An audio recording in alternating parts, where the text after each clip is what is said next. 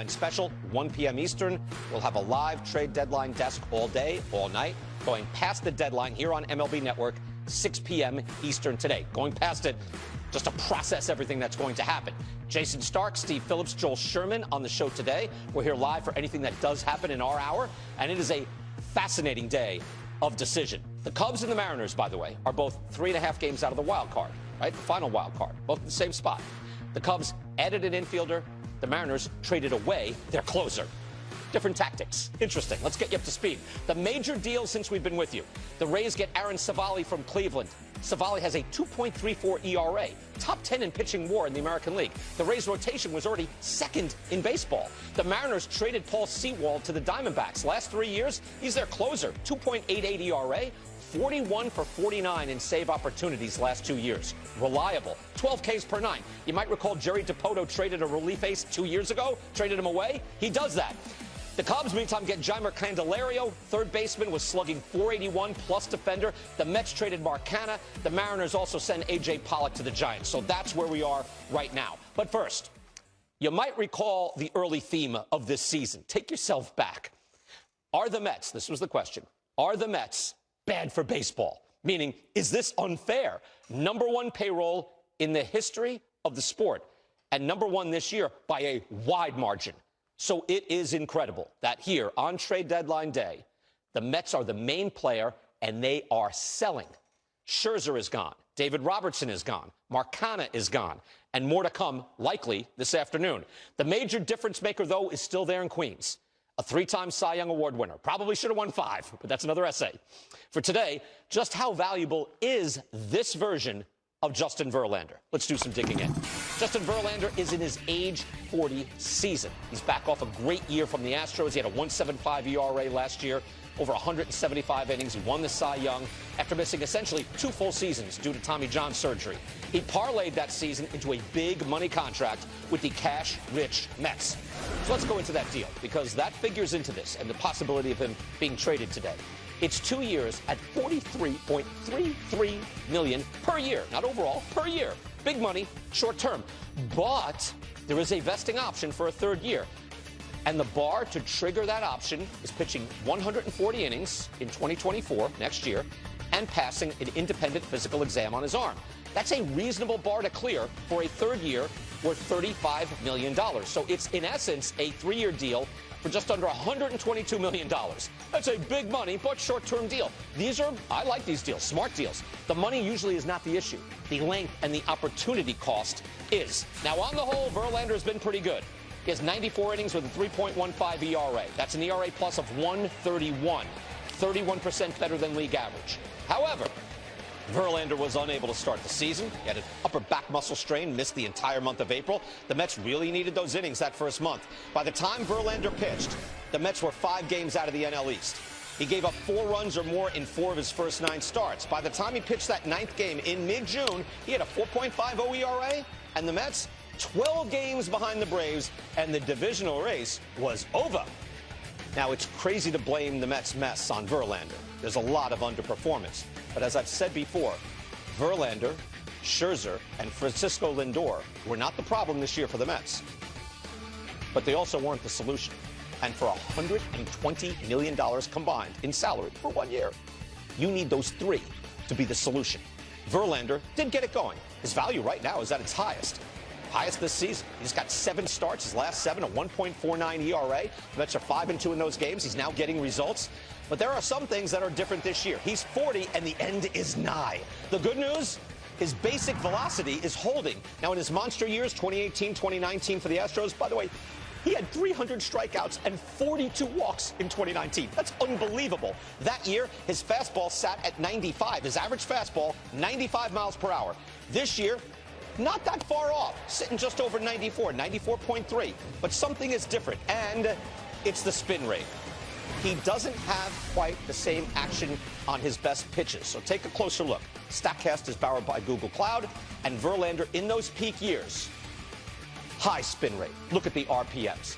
Might be easier to digest if you just look at the percentile. The 100th percentile is number 1 in the league.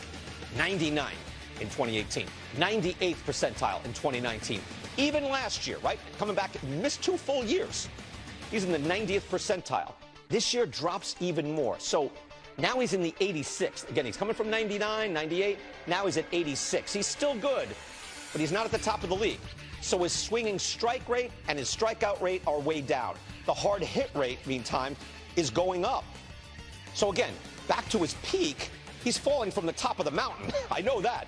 If you go by the swinging strike rate, though, it's gone from 16% to 11.6 to 10. It's a big difference. Spin rate is different. Action is different. Verlander is still quite good, has a lot of value, but he's 40, and his underlying numbers are changing. Jason Stark, Steve Phillips are here. Hello, fellas. Hey, how we doing? Hey, happy deadline day. Big day. Can I just back up just like a little bit just to see like we really did. There was worry, right? It's kind of like break up the Yankees, damn Yankees and all that. It's like, what do we do with the Mets? They're outspending everybody. And they're outspending like even like the Cardinals by almost $200 million, which seemed problematic. Today, they are selling off parts. Isn't that amazing? We knew the Mets were a team that could make history. They're making all the wrong kind of history. Yeah. They're got a chance to be the first team ever to trade 2-3 times Cy Young Award winners in the same week. Could we have seen this coming? And so, I think you painted the picture well. Once you start to sell, when do you stop? Okay, you trade David Robertson, you trade Max Scherzer. Should you also trade Verlander? It's hard to stop. The question is, can they do this and still find a way to compete and win next year? It's getting harder and harder to see that path. All right. So, Steve, what is the best path? Strictly from a baseball sense, which I think is what Steve Cohen wants. Anyway, wants something sustainable. What's the best path here? Well, one thing we've learned is $377 million doesn't go as far as it used to. Good point. Right, yeah. Right. So look, in order to compete next year, they need an ace in the rotation. In his last 7 starts, Verlander's got a 1.49 ERA. Right. He's the Cy Young Award pitcher again right now, like he was last year. Well, can I just stop? And they say he appears to be. And he's close enough. Interesting. His spin rate, his percentile was down, but his actual spin rate was the same or up a little bit with a four-seam fastball from last year to this year, just because other guys have better spin rates that were in front of him. So it's not dropped losing that the much. arms race. A little bit, yes, exactly. Down a little bit from his own even last year, high end. when it seemed to be just making it. Yeah. But here's the thing. There are a number of factors. First, the baseball part of it. He still looks and pitches like an ace. If you're going to win next year, why wouldn't he be the solution for the Mets? Money doesn't seem to be a factor for the Mets, right? The budget doesn't matter.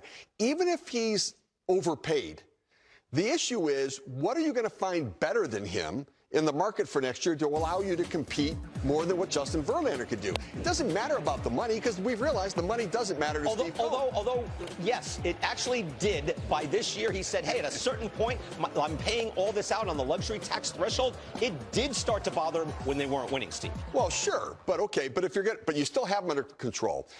But he's costly. Again, he's 43 next year, 35 the year after. That's costly. It is. Feel that. All right, so what's the replacement for him for next year? Free agent market, right? All right, Julio Urias. Blake Snell. Blake Snell's not a fit in New York for me. Yamamoto from Japan, maybe coming over a little bit there. But you got to remember, that means what you have to do to put a team competitive, you've got to hit on every one of those guys. They got to all say yes to your money to get you to come there. They all have choices, too. True. And so the idea that you move Scherzer, I wouldn't have even moved Scherzer. I understand he's underperformed a little bit. If he's overpaid for next year, fine, but he's still better. You would have stayed the course on this I would have. With those two guys, I would have, because if I want to win next year, I want two aces. I'm thinking this seems to be the right path, given they weren't going anywhere. I mean, the question is that the way Steve Cohen and Billy Eppler are thinking? And look at the deals they've made so far. David Robertson for 2 kids, 18 and 19, right? Max Scherzer, 1 guy back. He's 20 years old. Doesn't that say they're thinking more long haul over the horizon than they are about 2024? That's what I see. Steve Cohen wants to build the farm system like what the Dodgers have. He came in, threw money at it to start with, wanting to build up a farm system. It didn't work, and he's now looking at this as an opportunity to fund the farm system right now. But so if you're thinking but at the cost of winning next year. Don't you trade Verlander while he's on this nice 7-game run? I want to win. I want to win. You've got to think long term. I want to win. I want to win long term with us. This is the Mets. You don't rebuild when you're the Mets. No, yes, you can. You don't rebuild when you're the Mets. You compete. You should. When you're the It's Mets. healthier. You've got an owner with unlimited resources. You do both. And for me, you're going to get one blue chip prospect back in return, probably for Verlander, and you're going to have to eat some of the money. I would much rather have him as the ace of my staff next year and go out there and try to win and be a playoff team. Why can't they be a playoff team last year? They won 101 games last year I hear you. with the same roster. I don't know why they're under 500 this year either. It's mystifying to me. I want to show you something here. The top payrolls in the sport right now. This is intriguing to me, and this is one of the biggest themes up here. Here's the top three: Mets, Yankees, Padres. One is 6 games out of the last wild card. The other is 3.5. Look, Yankees aren't a disaster, but underperforming. Padres, 5 games back. Jason, these are the top 3 in payroll. They are not in playoff position, and there's 6 playoff spots each league. That's almost $1 billion when you count the Mets luxury tax, and look where it's gotten us. I mean, look, there are all kinds of themes that we're seeing running through 2023. Right. Money doesn't always guarantee you glory and playoff spots, but also, teams that were built pre-2023, launch angle, slug, on base. I see the model changing. I think you're seeing teams leaning into athleticism. Yeah. Money doesn't buy that. It hasn't as of yet. Now, take a look at this. The best records in the sport, the top 3. This is fascinating to me because with the Orioles' ascension, 8th, number 1, that's the Braves are a big money team. They're in the top 10. They're 8th. The Orioles, Steve, 29th. The Rays, 23rd. These are teams all draft and develop, and the Rays have been at the vanguard for a long time. But those are the 3 best records. There are 30 teams in the sport, by the way. 29th and 23rd are there. Yeah, it's pretty amazing. And some part of the new rules have benefited these new young teams up and coming, where they're capitalizing on the speed aspect of it, the holding runners, the mixing and matching of pitchers as well. And so you're banning the shift. And so there's a lot of different things that are coming into play with it. That being said, at some point, the Orioles are going to go to where they're going to get overpriced, and they're going to have to figure out who they're going to keep. Yeah. Same thing for the other young teams that we're talking about. Atlanta's the one that has done it the best, where they've taken their young studs, they've locked them up for the long term, where they have some cost containment. Right. They know predictably what their payroll is going to be moving forward. Yeah, I realize the object isn't to build the best team on no money.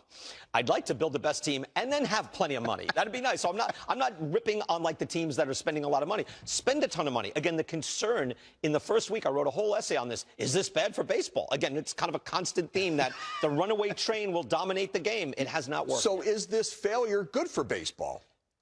I think on the whole, it's there's a lesson here which is heartening in a way. Draft, develop organically, take the slow route, be patient, do the slower things rather than the quick and easy things. I'll take the money. Give me Steve, Daddy Warbucks. I love it. Give me the money. I'll compete. But you're not. But again, but they're not. The results are clearly. It's a blip on the radar. These teams were all winning last year, and they were at the high end of the payrolls. I'm not disagreeing with you completely. Yeah, I know. But this year, it's it's staring us right in the face. Crazy.